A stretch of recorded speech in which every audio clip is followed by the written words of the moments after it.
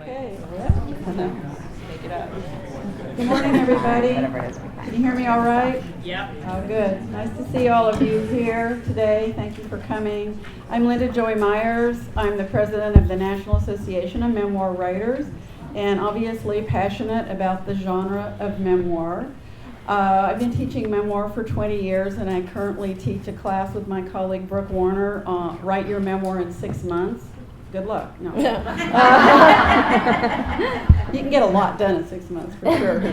I'm the author of Don't Call Me Mother, a memoir, and 2 books on memoir writing, and I'll share that with you later on today. And I'm so excited to be here with all these wonderful memoirs at the panel. So we're just going to get started. I'm going to start with Faith Adiela, and she's the author of 2 non-traditional memoirs and specializes in teaching cultural memoir, and is completing what she calls an epic memoir about 4 generations of family on 3 continents. That is You want to say a little bit more about yourself, Faith? Good morning. So I guess all of mine are a bit different. My first book, Meeting Faith, are the Forest Journals of a Black Buddhist nun, which based on the Talmud, and so it has my journal entries in the margins. My next one is called The Nigerian Nordic Girl's Guide to Lady Problems. And it's a mini memoir. It's an ebook that came out from She Books, and it focuses on fibroids and 3 ways to look at that. And then from the mini memoir is actually inside the epic memoir, which is 4 generations on 3 continents, 700 pages and growing, and it's multimedia. And something also that's inside that is PBS did a documentary on my family called My Journey Home, and I went to Nigeria to find my family, so transcripts from that are also in the giant epic memoir. So I think the only other epic memoir is Nusgard, and so my struggle, so like a Nordic guy, his struggle, so I'm taking back the epic memoir. Great, there's so many ways we can do memoir these days. All right, and Meredith Moran, and she's the author of 12 nonfiction books, most recently Why We Write About Ourselves, and a novel. Her 5th memoir, The Old Me, will be out from Penguin in March 2017. Would you like to say a little bit more about your work? We'll start with it's the new old me. It takes the edge off the old word. Hi everybody, I'm Meredith and I'm a memoirholic. I've written a lot of them, and I'm now just finishing up The New Old Me, which is not probably going to be the last one. My goal is to destroy my relationships with everybody in my life, and I still have one friend in this room, so Susie, you're next. And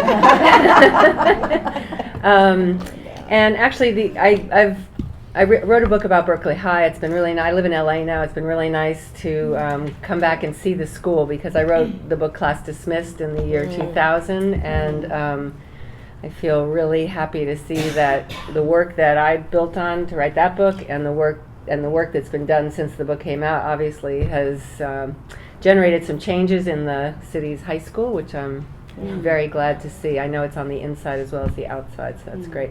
So that's kind of it. My organizing theme in general is how things are versus how they should be, in my humble opinion. Starting a new book of journalism. So I like to move around. Very creative.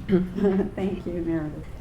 All right, our next panelist is Jessica Flechter. She's the author of the best-selling memoir, Stir, My Broken Brain and the Meals That Brought Me Home. Her writing has appeared in the Wall Street Journal, the Washington Post, and Tablet, among other places. Would you like to say more about your work? Sure. Jessica. Good morning, I'm Jessica Fechter. My story, in terms of this book, began in 2008.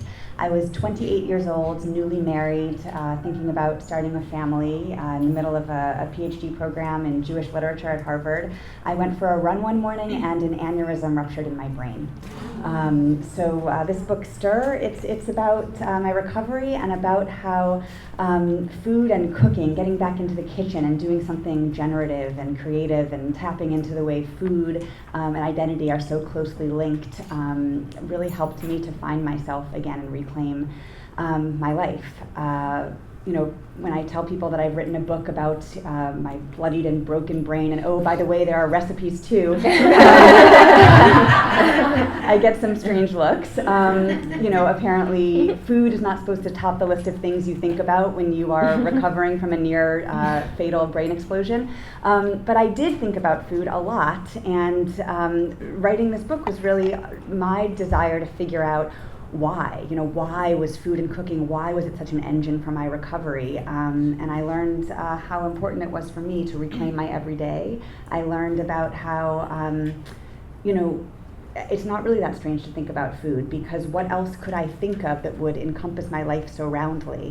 When we're eating, when we're thinking about food, we're thinking about all of the life that goes on around it. So really for me, it was only natural. Thank you. Look forward to hearing more. Jasmine Singer is our next panelist. She's the author of the new memoir, Always Too Much and Never Enough. Very interesting.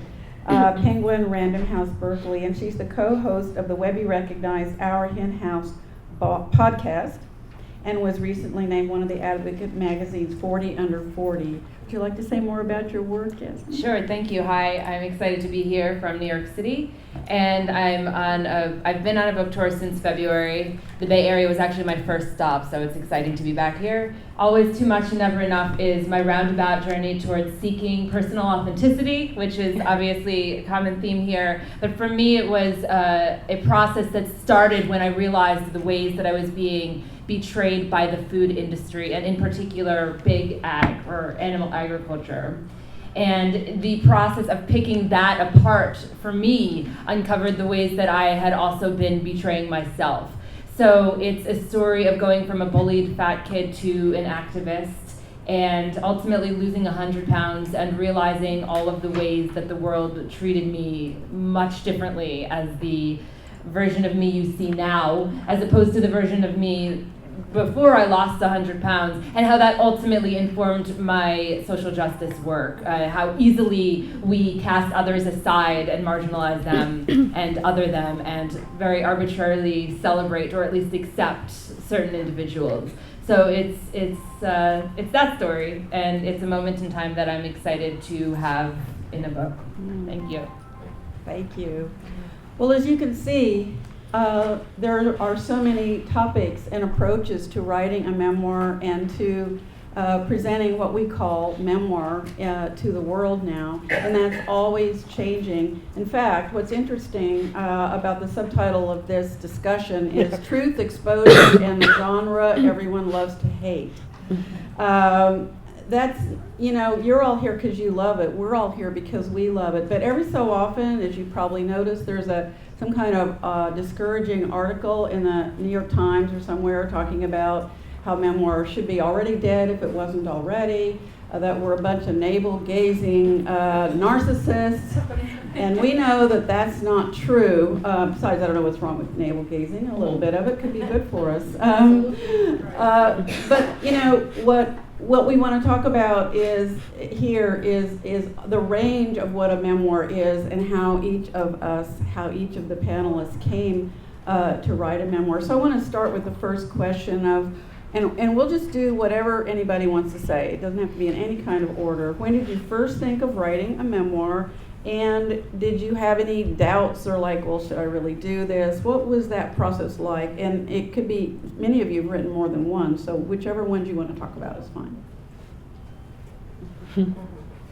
Well, I'll start. I never thought of writing a memoir, and I still don't think about writing a memoir. The first one I wrote actually was when I was 18 with my boyfriend at the time. We were hippies in Taos, New Mexico. We were living off the land, avoiding Big Agra before it was even called Big Agra, and we just needed the money to build a house. So we got, in those days, you could actually get enough money to build a house by, well, the kind of house we were building. So that was the first, and that was in 1971. And the most recent, as you mentioned, is the one that'll come out in March. So the first one, in a way, was about being very young, and the last one is about being fairly old. There have been many in between. For me, it's not so much that I think I want to write a memoir. What I think is, what issue is happening in my life, or how does my life embody a political point I want to make, or how could I take the events of my life to illustrate or draw attention to usually social issues. They are about me, but I think the only way, the last book I published was Why We Write About Ourselves, and for that book I interviewed 20 of the most commercially successful memoirists in the country, and it's really about the way people learn. I think the way I learn is, I was expelled from high school. I never went to college. I don't learn sitting down. We all know if we've been to driver's ed, you definitely don't learn sitting down there. But I learn from my own stories, my own experiences, and my friends. And those are the conversations that teach me what I know about the world and myself. And so it's more a way of for me, doing activism, just to tell my own true story and extract the parts of it onto the page that I think will connect the most with other people. Thank you. I'd love to follow up on that because I can relate to that so strongly. Because I started as an activist doing community education and kind of working with multicultural groups, trying to come to decision by consensus, which is, theoretically lovely, but in practice a nightmare. And one of the ways that I found that we could actually start to make decisions and make change is people would tell these personal narratives about themselves, where they came from and what they stood for. It was this kind of performative talk story. And you really needed someone to listen to it, and you were kind of creating the world you wanted, and then we would go from there. And so then when I was, recruited to start teaching and start writing, I kind of applied the same principles. That I'd been raised by a civil rights activist, and so the whole idea was testimony, put your body and your experience on the line to help connect with somebody else and perhaps change the narrative. I started to think, why is it that memoir is ghettoized or looked down on? It's because history is written by the victors, who are often of a particular stripe. And why cannot we be experts on what really happened on the ground? If we lived through the civil rights movement, if we lived through the war inside our family, why cannot that be part of the national narrative? And so I see it as an extension of my political work. And with my first book, Meeting Faith, I never thought that I would write about it. I kept a journal when I was, I crashed and burned at Harvard, had a breakdown, and fled the country because I felt that I had failed America, not realizing that America had failed me. And so, I ordained as a Buddhist nun, shaved my head, and moved into the forest, because that's what you do, right? And found out too late that I'd been in a place where you had to take a vow of silence. Oops. So luckily, the head nun gave me a journal, and so I wrote everything in my journal, and so I just had that, but I put it aside. And occasionally at cocktail parties when I got drunk, I'd be like, I was a Buddhist nun, but it didn't really function in my life very, very much. But Norton was doing a project on Black women's diaries, on their journals. And so they kept on asking me to send them stuff. And I sent them all the journals I had, and they were like, but not quite. And so finally, all I had was the nun journal. And I'm like, oh my God, I'm already half Finnish, half Nigerian. I've got no street cred as a Black American. I went to Harvard, and if I say I was a nun, that's it. I'm never going to find out. No Black man's ever going to date me. But I sent them in. And they liked them, and then Ms. Magazine published some of the journal entries, and I started getting letters from people asking me about how that experience had changed my life and what I had taken from it. And then I thought, okay, here's an opportunity to kind of figure out what it meant. Did it fit in the trajectory of my life? And can talking about my weaknesses and my shames and what was really embarrassing about failing so spectacularly that I had to leave the country, can that help someone else? And if so, then what is the structure to create that memoir, to have that conversation with people? Wonderful, thank you. So I was pretty hesitant actually to write about this experience. After the initial aneurysm, there were complications, multiple surgeries. I lost my sense of smell, which ultimately came back, the vision in my left eye, which didn't come back. I had this infection that left me physically deformed, missing a piece of my skull for a year. All things that by the time I got well enough to pick up back at school again after a little more than a year away from that, I just thought to myself, know what, the surest route to myself is to pick up exactly where I left off. So, of course, I didn't realize at the time that you can never hit rewind. I mean, you can't even take the bus downtown and reverse that, let alone reverse everything that had happened to me. Nor had I realized yet either that I didn't want to go back, because, I mean, the whole point of getting to live through something that I lived through is that I got to keep living forward. But anyway, I had a few agents approach me actually about writing a book just as I was about to go off medical leave, and I just said, no. And it wasn't until another year went by when I realized what some of my hang-ups were about writing a book, when I realized about this experience, when I realized that I could actually write the book that I wanted to write as opposed to the book that I was afraid I might write. And also when I realized that this whole plan of kind of stuffing who I was at the end of all this, back into the person I had been, it was just no way going to work. I think for me, one of my fears in writing a memoir about all of this was that, first of all, there is a huge canon of medical memoirs, and some of them are just exquisite, and I wasn't really sure I had anything special to add. The other thing was that a lot of them are really, really bad, and I did not believe that I was a good enough writer necessarily to avoid the traps that are so there for you as a writer of medical memoir. So part of my task was to figure out what are those traps, how do I avoid them, and very, very early on in the process I started thinking about Vivian Gornick's wonderful book, The Situation and the Story.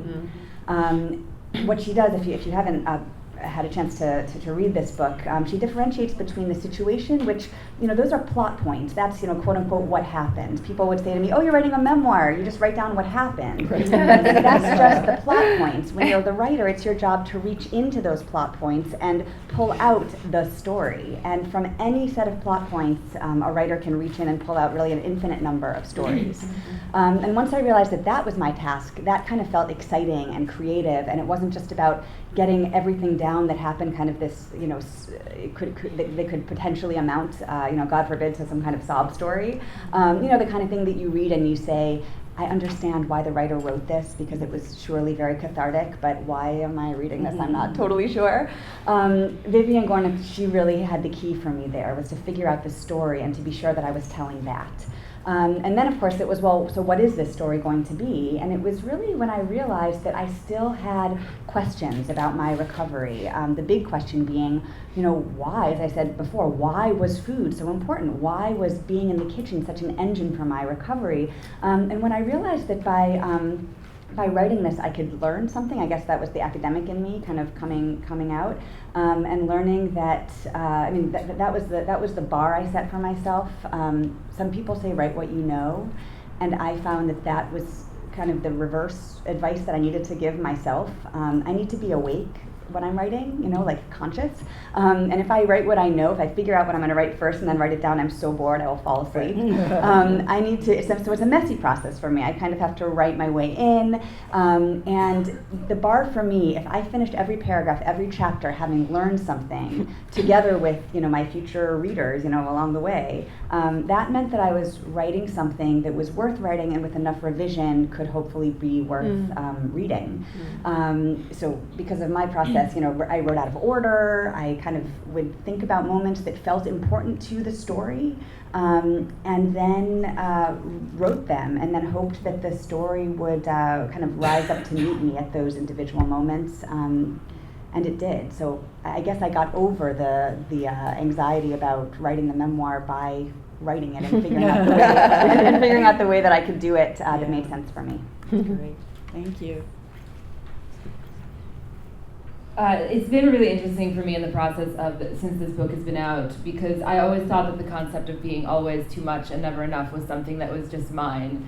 And I actually think it would be interesting for there to be a panel on what it's like to talk about your memoir, because it's been a much different experience for me than actually writing it. And always too much and never enough for me was always about food. It was always too much. There was too much there, and yet it was never enough. I constantly wanted more, more, more. But also about me being too much, taking up too much space in the room physically and energetically. And I have been writing about animal rights for my whole career. I wrote an article for my Huffington Post column like 2.5 years ago that got declined. And I found out it was because there was something in it that was self-promotional, and that was against their policy. So I took that half of a sentence out, I resubmitted it, but it was already on the no pile, so I forgot about it. The article didn't mean that much to me because it wasn't overtly about animal rights, which is what I had been writing about for my whole career. I mentioned the article to a friend of mine, and she said, "Oh, you have to get that published." So she introduced me to people at Mind Body Green, which honestly I had not heard of. They published it, and within a day it had gotten 100,000 Facebook shares. Woo! And I was blown away and almost a little bit irked because it wasn't what I was so passionate about. The article was about how after I had lost 100 pounds, the world started treating me very differently.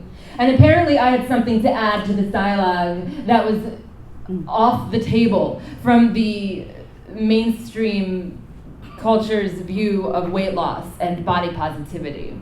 That was when I got approached about writing the book. And I had a very strong niche community in animal rights and in veganism. But the book is not a book about losing weight, it's not a book about veganism, but it's my story. And what's been so fascinating is moving beyond the animal rights community that has, really supported me since I started my career, and talking to mainstream audiences, not about anything regarding like how to go vegan, but about my own process. So my agent had given me some advice at the very beginning, and he said, anytime you feel like you're proselytizing, take a step off of your soapbox and tell the story about how it was for you. So rather than talking about how I was watching this documentary about factory farming, and there were these animals that were in spaces so small that they couldn't turn around or extend their limbs or lie down comfortably, I talked about how I sat there and I saw families being torn apart. And I thought of my own family and my own broken home as a child. And specifically regarding the dairy and egg industry, I saw female bodies being exploited for their reproductive parts, and I thought of the ways I felt I had been violated. So that's how I approach it, and therefore I think that it's a book that can reach far beyond the very small niche community I had been reaching for my career up until that point, because it is a universal theme, and it's just a backdrop of my story that is about much more than just my activism. Well, I think you're bringing up a really good point there, in that our task as memoirists is to tell our story or reach into ourselves and find our story somehow, and yet how to make it universal. I mean, that's the situation in the story kind of conundrum that we find ourselves in. So I'm curious, it's kind of an open-ended question, but how did you think about making anything specifically universal? Did it just evolve? And then how did structure, or how you handle structure, how you approach structure, help you figure out how your book was going to go? Not figure it out, but it's going to evolve. So how did that happen? Tell me the first question again. We didn't have it. Was about making the story making it universal. universal. Yes. So for me, it helps that I'm a crass, marketing-driven person. I actually want to write more books, and that's always been true for me since I was very young. So the way you get to write more books is that the last one sells some copies. And although none of my books has sold enough copies to ensure that, what, Brooke? Oh, okay.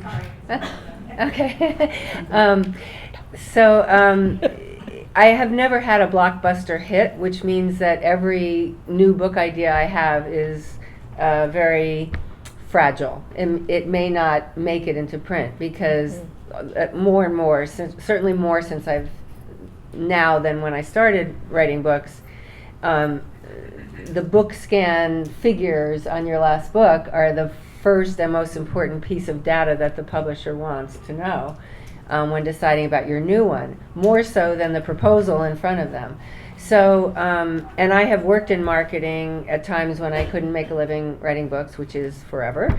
And so for me, I design my books in kind of a crass way, if you want to think about it that way, which overlaps with finding universals. In other words, right now I'm writing a book about turning 60 and having my whole life change and moving to a new city, and in the process trying to change my worldview from one that was fundamentally pessimistic, hello New York Jew,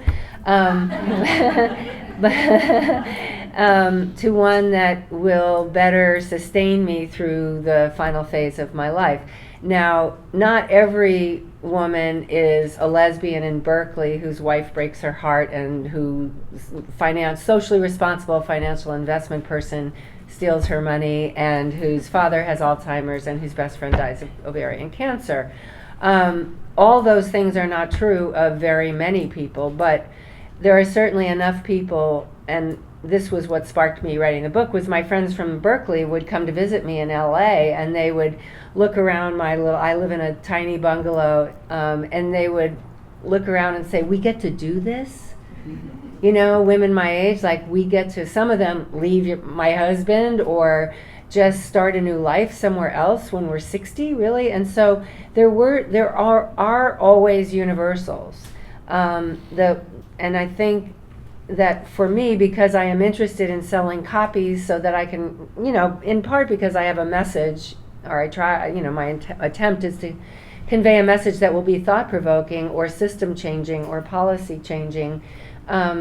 It's also that it's not worth writing a book if no one's interested. So I actually do it page by page. I write a paragraph.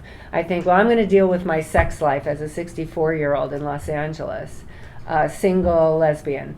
And okay, so not everybody's a single lesbian who's 64 in Los Angeles, but anyone here ever go on OkCupid? Raise your hand. I won't tell. The experience is not that different. There are some humorous aspects of every age group and every sexual orientation that the stories they could tell, but I think just looking for the universals shapes how I write each paragraph and how I describe each experience. And Jessica and I are lucky to share one of the best editors in New York publishing, Becky Cole, and she is editing the memoir I'm writing now, and she edited my last 2 books. And that's another whole thing. Like when you're lucky enough to get a book deal and you're lucky enough to get a good editor, Jessica and I were just discussing how when we get stuck or we don't like the angle from which we're approaching our own stories, Becky that's her job, is to sell copies also and make sure the message gets out. So the editing process, I think, is really important to the issue of universals. Thank you. I think other people want to add some things. Go ahead. I wanted to go next as a sort of counterpoint, because I think I take the opposite approach, just in terms of, I don't think at all about, don't tell our mutual editor, I don't think at all about, is what I'm writing going to sell, is it universal? But again, this is my first book, so maybe I'm just naive, but again, I just go back to, am I learning something as I write? And I don't want to beat a dead horse, but for me, I kind of feel like as long as I am, then somebody else is going to also. And just to pick up on something you said about getting out there on tour, that's been really incredible, is to get to go. The book is mine until it's out in the world, and then it's not just mine anymore. And to be able to stand in front of audiences and have people come up to me afterwards and tell me about moments that spoke to them in the book that I wasn't even sure people were going to notice were there. So much of finding that what this real story was in the many versions of this story that I could have told. For example, I decided after writing many thousands of words that ended up on the cutting room floor that this was not going to be a book about it's a book about food and identity. It's not a book about what it is to be the child of divorced parents and remarried father who all helped me in these really specific and kind of interesting ways. But all of that material that I wrote, that ended up on the cutting room floor, a lot of it ended up between the lines. And it's been this really really kind of, gratifying thing to have people come up to me and say that that was the part of the book that spoke to them, even though I thought that I had taken it out. Which goes back to me thinking, okay, but you know what? I learned a lot about that as I was writing, and somehow that was in there. So I think if you're learning, people are going to also be learning along the way with you.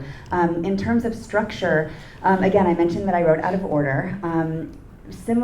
Because of that same thing that I spoke about before of not being able to, although it pains me because I do like to have a plan, so it's really hard for me to go against that impulse in order to write stuff that I think is any good. I try to outline, it doesn't really work for me, and what I've realized to help me with structure, index cards are really helpful, and I have a big magnetic board, and that way I can move the index cards around so I end up with an outline, but it's a movable outline, which is very helpful. I ended up with a whole lot of material here that basically reads as a love story, and I end up kind of going back and forth in the first half of the book, or first third of the book, between me in the hospital and rehab and my life beforehand, meeting my husband, and then we kind of collide in the middle in an almond macaroon. Meaning the two timelines collide in the middle. And I was really anxious about having all this lovey-dovey stuff in here, and actually our editor Becky said to me, you know what, Jessica, you almost die of a brain aneurysm in this book at a very young age. I think that your readers will forgive you, having a wonderful marriage and relationship. But what she also said was, I think it's really important that people understand what the stakes are here. Ellie, your husband, she said, becomes a proxy for the reader who, you hope is also falling in love with you, and you hope is also, rooting for you and wondering what happens if she dies.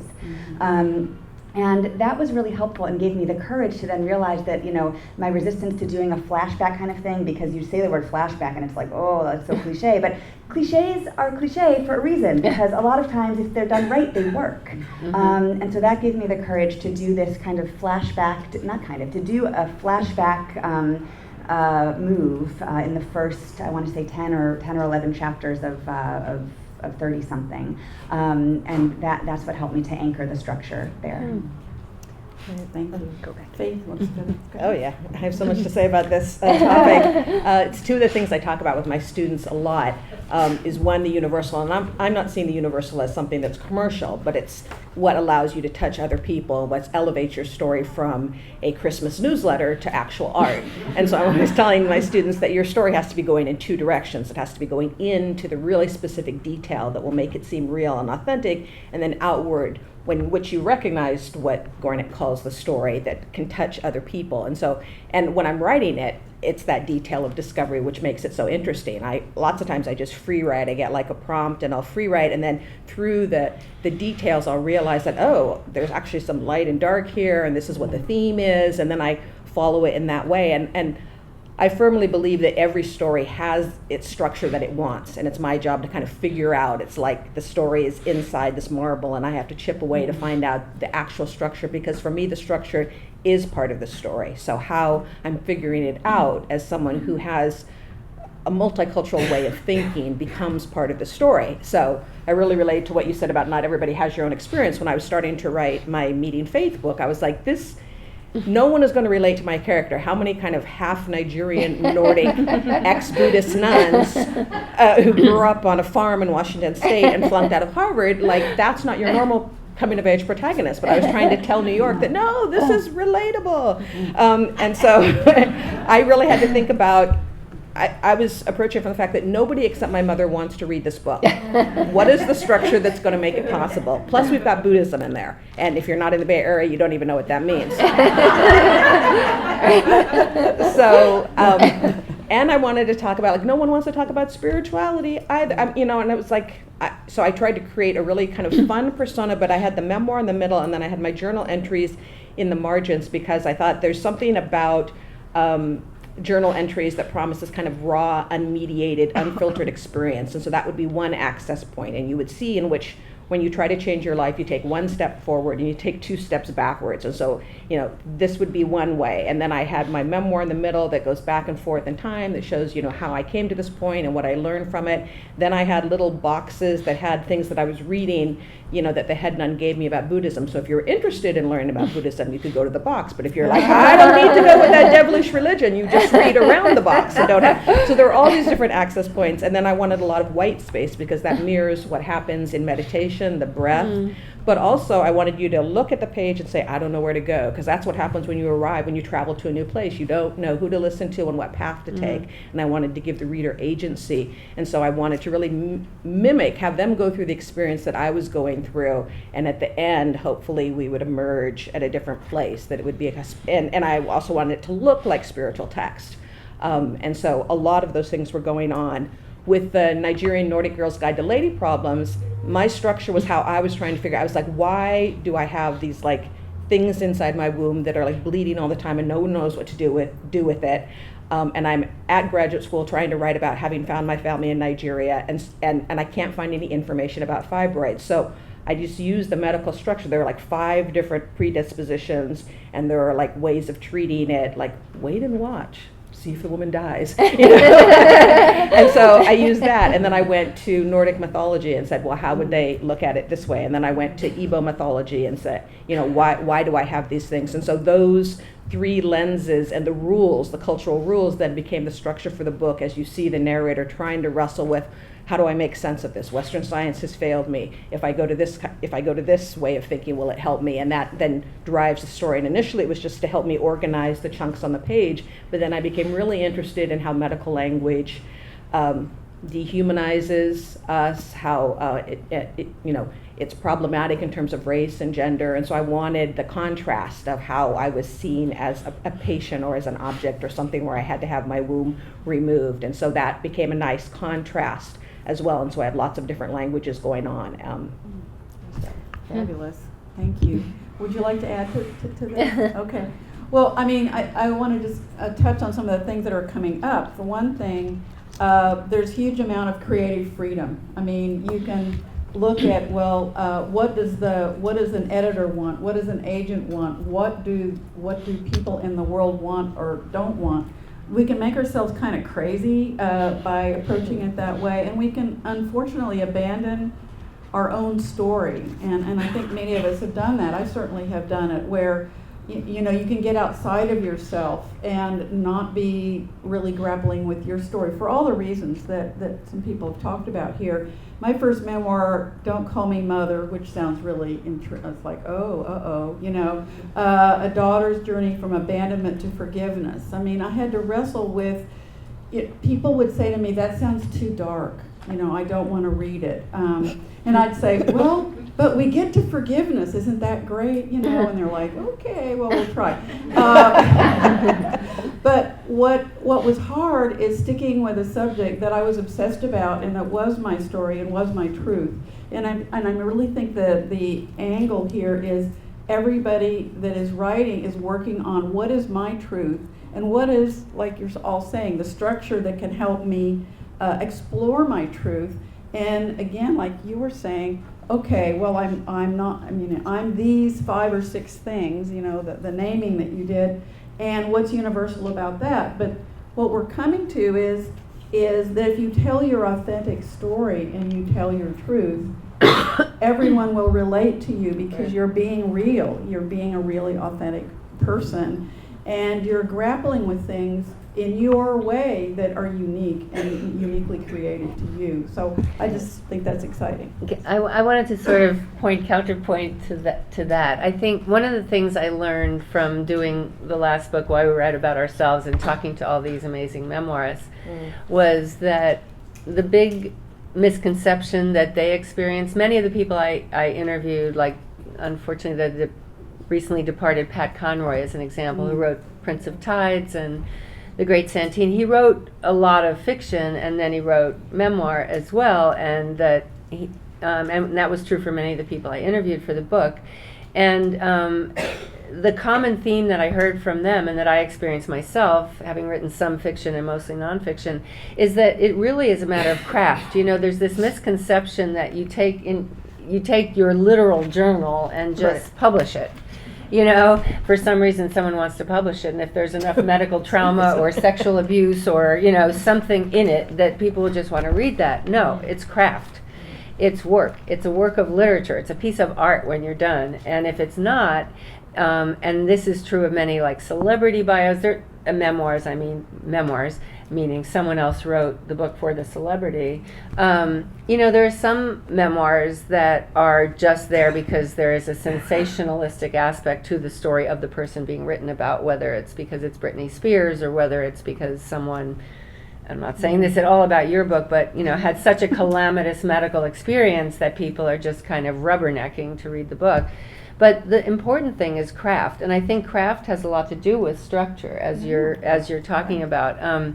You know, for me, it's writing. I've written many novels. One has been published, and I think the thing I learned most from writing fiction is the profound necessity for a narrative arc. You know, in any hero's journey, which is what a memoir is, there's a beginning, a middle, and an end. And someone early on described that to me as, you know, scene one, this is true for playwrights or movie directors too.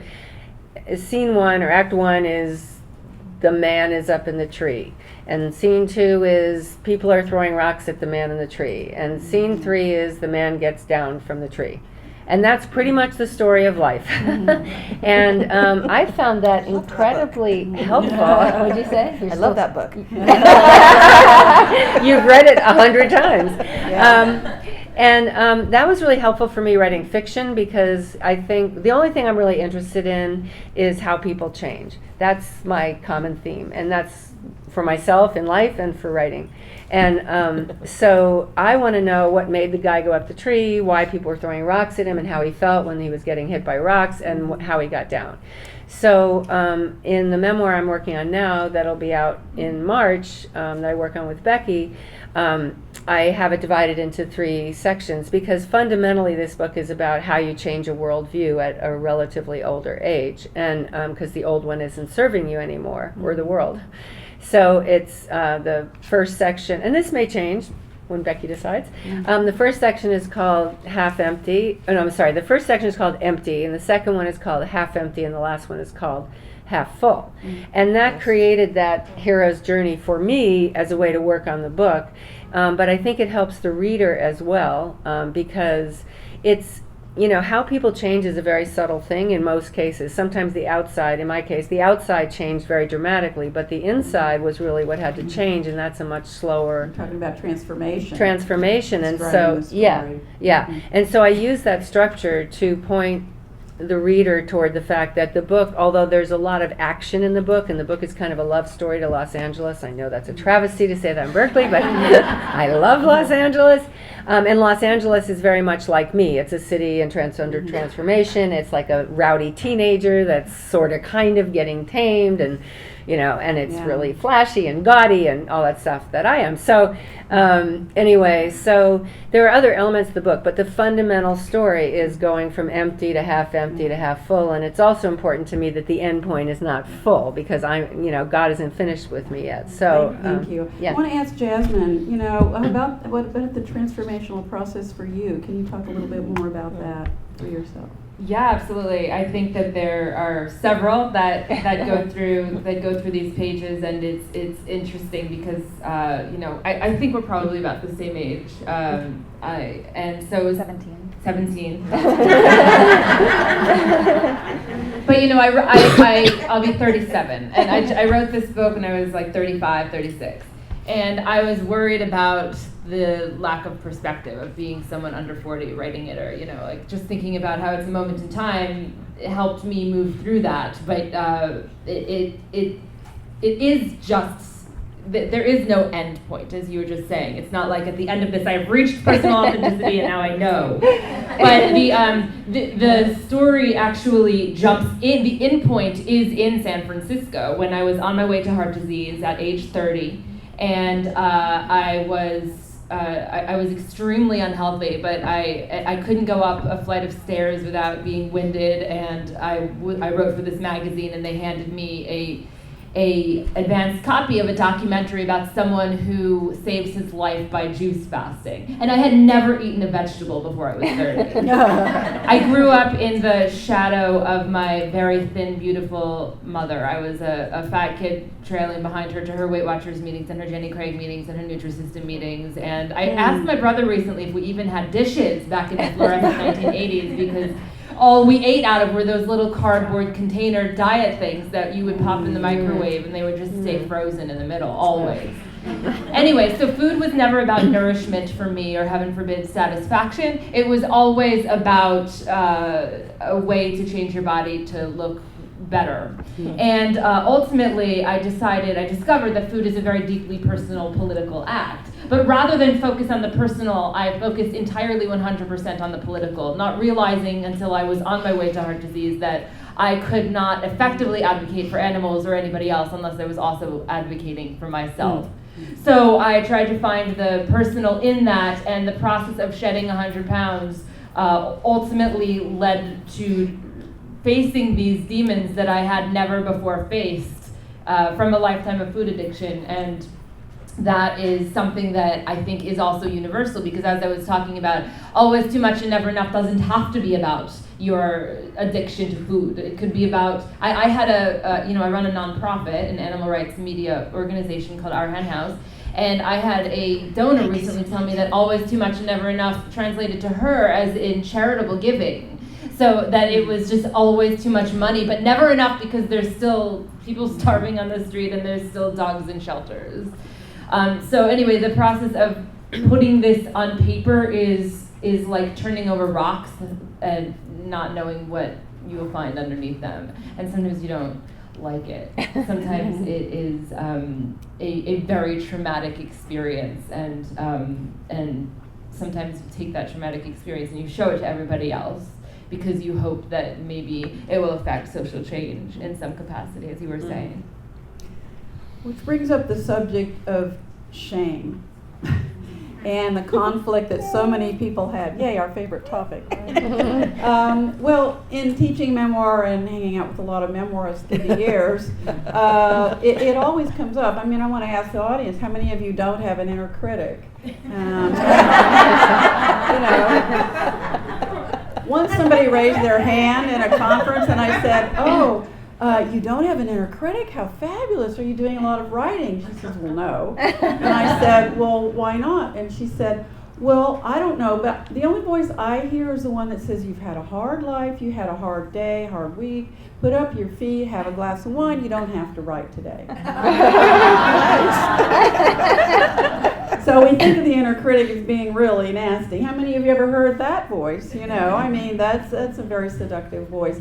So there's a push-pull between, for many people, and I'd like to talk with Faith first here about the push-pull of, I need to say this, I want to write this, but oh dear, and I don't know how much, and we all have that in a different way. So I'd like to start with you.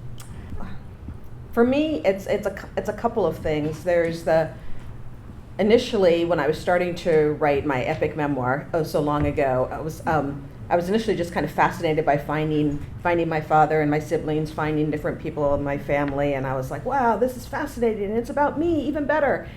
And and people were amazed when they heard that, and then a young senator from Illinois gave a little speech at a convention, and everybody knew my identity. Everyone's calling me, and they're like, oh, half Nigerian, half, white European, came of age in Asia, went to Harvard. And so then my story changed a bit.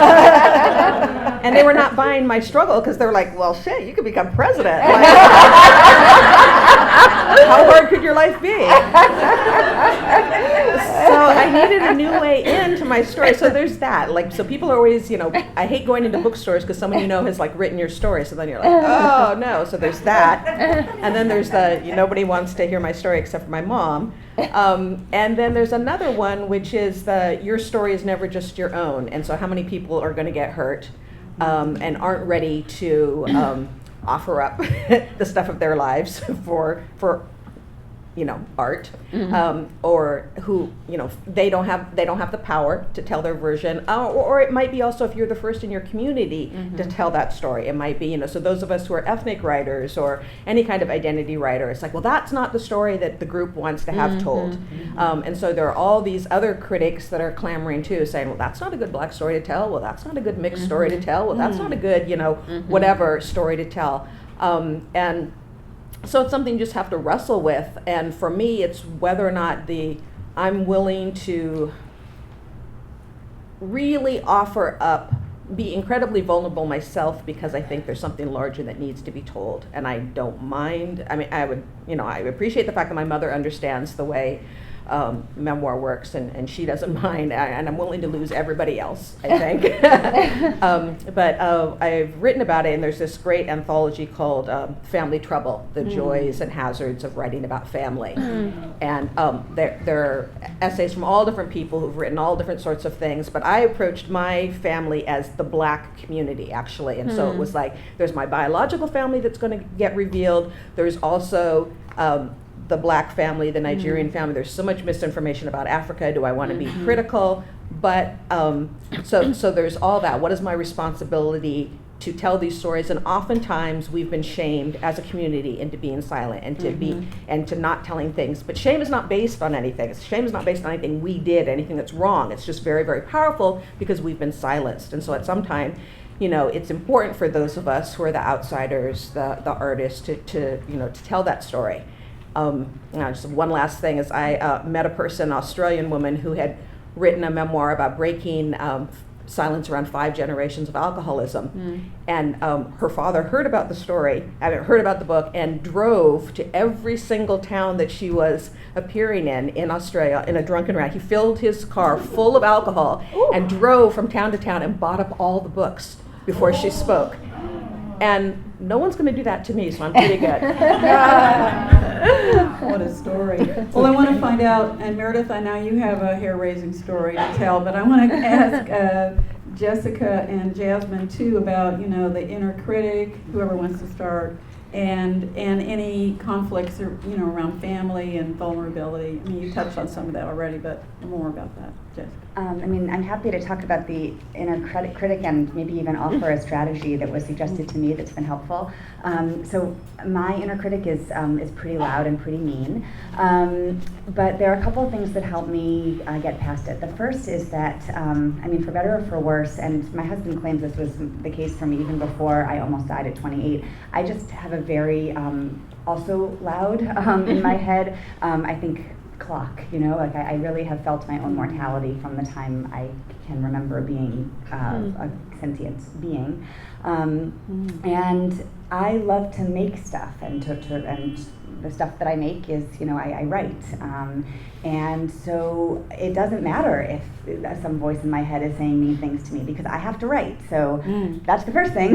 But the second thing, maybe more useful and less abstract, I have a wonderful friend. It's confusing when I say to you that she's my writing partner, because that's what we call each other, because we don't write together. We're not collaborating. She's my writing partner in the sense that we meet once a week and we share work with each other, and she's sort of like a writing spouse. That's the extent to which our relationship is intense and kind of, just all safety, latches, it's all off, because we are just totally fully honest and present with each other in each other's writing.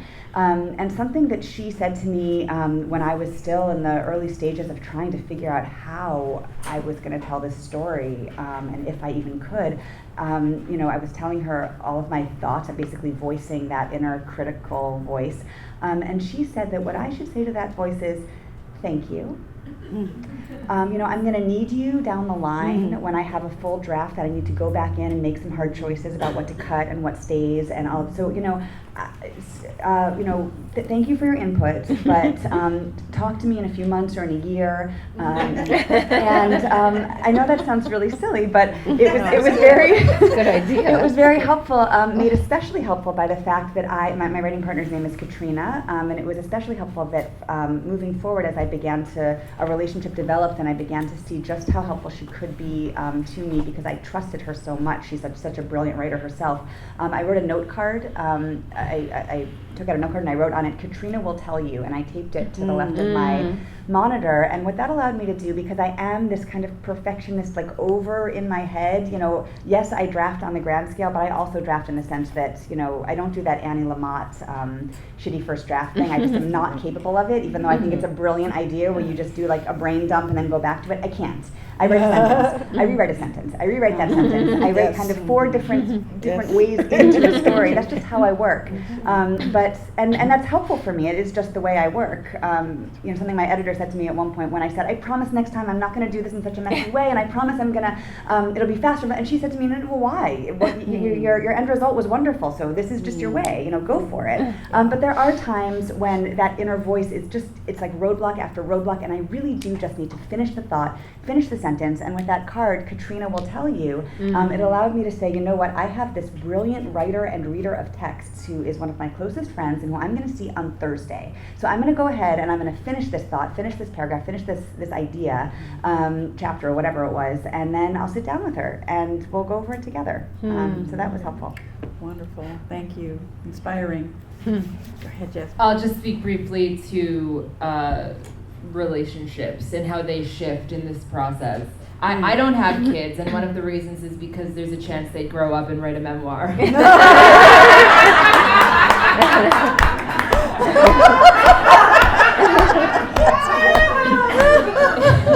You can't write about food addiction and body issues without throwing your mother under the bus a little bit. And so I was most worried about that because, it's my story to tell, and my mother's book would be much, much different than mine. And I'm very aware of how, biased I am and how her story would be totally different. So that was what I was the most worried about. And my then partner, while I was writing the book, said, "Whenever you talk about her, just mention that she's beautiful, and she won't notice the rest of it."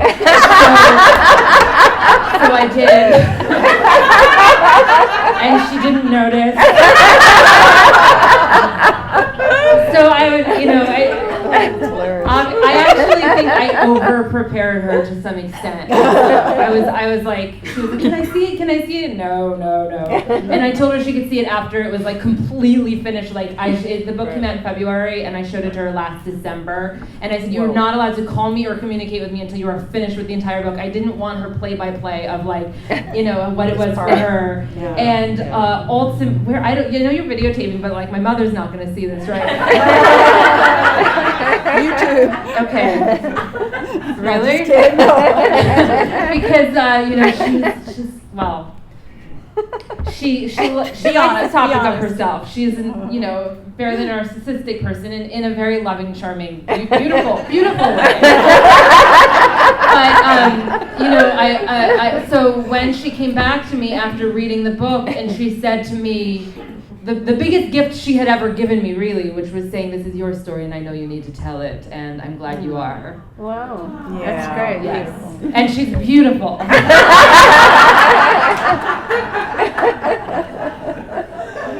Well, that's something I wanted to ask everybody about, is how they prepared or didn't prepare, people who are real people in the story. And Meredith, you probably have something to add to this conversation with, particularly your book, My Lies, what I'm thinking about. I was going to mention how beautiful my mother is. Yes, so I wrote a book called My Lie, A True Story of False Memory, and it came out in 2010. And so it was about having falsely accused my father of molesting me in the 80s when this was a thing. And then coming to realize that it wasn't true. This is a good example of a memoir that's a hybrid, because it is a journalistic account of that era, and that's going back to the original discussion about how do you know what's universal. This is not universal, but I had enough experiences. The book was born on a day when I was hiking with a not very close acquaintance for once in my life who wasn't a writer, and she was mentioning that she described an experience of reconciling with her father after 20 years And she mentioned, she told me her story, and it was exactly my story, and we hadn't known each other in the 80s. So I started doing some research, journalistic research, about looking up people from 20 years before. My therapists I had gone to who had either helped me or hurt me, and the friends I had had in the support groups for incest survivors and so on. And I found that only one person of the many people I talked to still believed their story, their accusation. Wow. So as a journalist, I was really provoked as a journalist more than a memoirist. This was definitely not a story I was excited about bringing forward into the public. The upside, in terms of preparing people, I told my whole family I was going to do this. In the course of accusing my father, I had estranged myself and my 2 sons from my father and his wife for 8 years. So they basically missed growing up with their grandfather. There were some other reasons to have done that besides the question of whether he had molested me. Since they were boys, I wasn't actually, even when I believed I had been molested, I did not in any way suspect that he would do that to them. But there were other issues, obviously. As my best therapist said to me, no family has a false accusation of incest in it that is a healthy, wonderful, loving family. So in any case, my father and I reconciled a few years before I started writing the book, and we wrote the book together, basically. It required us to have many hours of sitting together and talking about things, not just the accusation, how he felt, what he did, when he took me out of his will, when he put me back in. And as a result of doing that, my father and I had 10 years together of a really, truly healthy relationship. Do I wish we had gotten to it that way? No, I don't. Do I wish we could have had, 60 years of a healthy relationship? Yes, I do. But that's what I wish, and that's not what's true. So in that case, it was very horrible for my family that I did this. It was horrible that I accused him. It was horrible that I kept my kids away from him for 8 years. It was horrible, the process of reconciling for the whole family. And it was even more horrible for them, and it remains horrible for them, that I told the whole story, 10 years after it happened. Why do I have to dredge this up again and put things? And I have lost people in my family because of it. Would you say that all in all, and this is the topic of healing, which is very interesting. This is what a lot of people are doing many people are doing when they're writing their memoir. Some are with that goal, and some it's sort of accidental healing along the way. Would you say that it was ultimately somewhat healing, or did it kind of? Well, it was incredibly. It totally saved my father died 10 years after the book came out, or that's not possible. I guess 6 years. Oh, well, we were working on it for a few years. So all in all, we had 10 years together before he died, and so it was completely healing for my father, my stepmother, and me. They became two of my closest friends. But the rest of the family, absolutely not. There was nothing healing about it yet. I always think that it's a seed. It's either a seed. It may be over. It may be that I die and my family's in exactly the shape that it's in now, or it may be that something happens, something changes or shifts along the way. And I think you have to hold out that possibility when you go to tell your own truth. And it doesn't matter whether, you're telling your own truth to your writing partner, and maybe even though you have a great trusting relationship, it may sting, and then later you might feel good about it. It's the same with any truth-telling that isn't comfortable. It's not a Polaroid. It doesn't stay in that snapshot. I'm wondering if anybody else on the panel would say that writing their memoir was healing or transformative. Any other things you want to add beyond what you've already said about it? Okay. I can add briefly, just in writing about meeting my father, who I met when I was 26 years old, and my siblings, and I'd only known him through some letters that my mom had kept for me. One, I wanted to avoid the trope of the black father who abandons his child, and I didn't want to be writing revenge literature. I really wanted to take the reader on a journey with me to figure out what is home and what is race and what is family, and I had to do so much research about the context, because when I read these letters, I saw that everything my parents did was determined by the fact that they were an interracial couple during the civil rights movement, and they felt that they were remaking the world, and that everything they did had historical significance. And so when my father went back to Nigeria to liberate the country, he was fully aware of that. And so the more I immersed myself in the context, in the history, to build a full dimensional character that the reader could relate to and that could work against all the negative narratives about black men, I began to understand him as a young man and the choices he made. And so I came to love and forgive him as a result of having to create him on the page. Oh, that's beautiful. I think this happens a lot, you know, when we really dig down into all the layers of who we're writing about in our family as well as ourselves. Unless you want to add something, let's go to questions. Jasmine, are you sure? Oh, I was just going to add very briefly about the just to answer your question, that I was a very, very bullied kid in a way that nobody would be allowed to be anymore, I hope.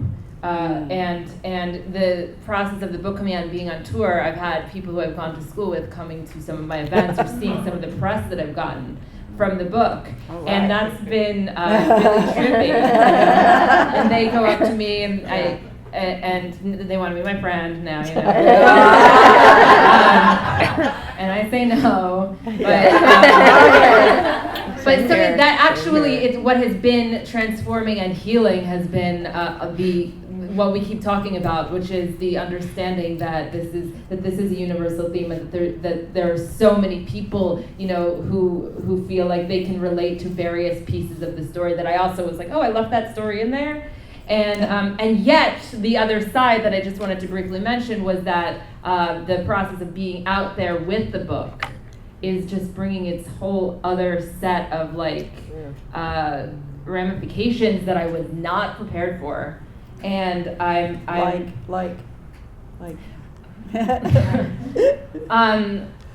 like I'm separated from a 10-year relationship now. Which I think has to do with just finding out truths about myself that I didn't know were there until I was making the invisible visible. Not and that's not the process of writing. That's the process of showing up and talking about it and meeting people. So you know, there's that, and you know, just realizing how much my life is shifting completely since the book came out 4 months ago, and it can't be a coincidence. So I don't have the perspective on it that certainly the two of you have.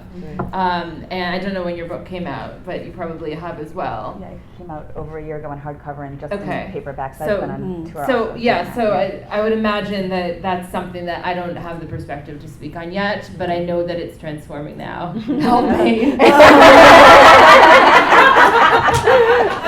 keep the faith, baby. Can I text All about faith. Katerina, maybe? Thank you for We all your want Katrina now. Thank you for your Months honesty in. and vulnerability, and for all of you, because that's the thing that I think so many memoirists struggle with. And also the other question I get a lot is, well, can't I just turn it into fiction and then everything will be all right? And it isn't, No. because those real people are still those real people. You put them in fiction, you change their name, you know, they're still going to know who they are. Yeah. And so write memoir, onward. So let's go to questions. Let's go to questions. And if you have a particular person you want to address it to or whatever, just let us know. And yes, please. Do they need mics? I guess, okay. Thank you. This was really helpful. I'd like just to ask about voice. In terms of memoirs, is first person the rule? How do you feel about it? Also the fact that as memoirists, I assume you've read tons of memoirs and your own experience of reading other memoirs and why you thought particular voices were good and why. Well, I'll say first of all, I've never read a memoir that wasn't in first person, so I think Yeah. that's pretty much the deal Yeah. in terms of intimacy with the reader, which is kind of the whole point. And my favorite memoir of all time is Patti Smith's first memoir, Just Kids, and I think that's a perfect example of voice. And she has the advantage of us knowing her voice in other ways, but also a memoir that is very much a story of a moment in American history that is very important and very much overlooked. I also really love James McBride, The Color of Water. I don't know if you haven't read it, you're in for a huge treat. yeah, I'd leave it at that for now. Faith has something to add. Yeah, I'm a member of the San Francisco Writers Grotto, and we've been putting together this list of kind of non-traditional, and so we have a list of memoirs that are in second person, including Laura Fraser's An Italian Affair, memoirs that are in present tense. My epic memoir is in first, third, and second. There's a spirit double who speaks in second person in pidgin. And so, yeah, and they all provide different experiences because you've already got the character at whatever age, and then you've got the reflective narrator. So you've already got two versions of you, but then there are other ones too, for me, different cultural lenses. And they each do different things. I'm just starting to fall in love with the second person so much. The last couple of essays I've published have been in second person. So. I think if you're beginning and you're trying to find your voice, you might start with I, and then see if, see where you want to go from there. It's because it's not against the rules to experiment, but some people can, some people are afraid of their own voice at the beginning, and you need to claim your voice and then experiment and, figure out where you need to go from there.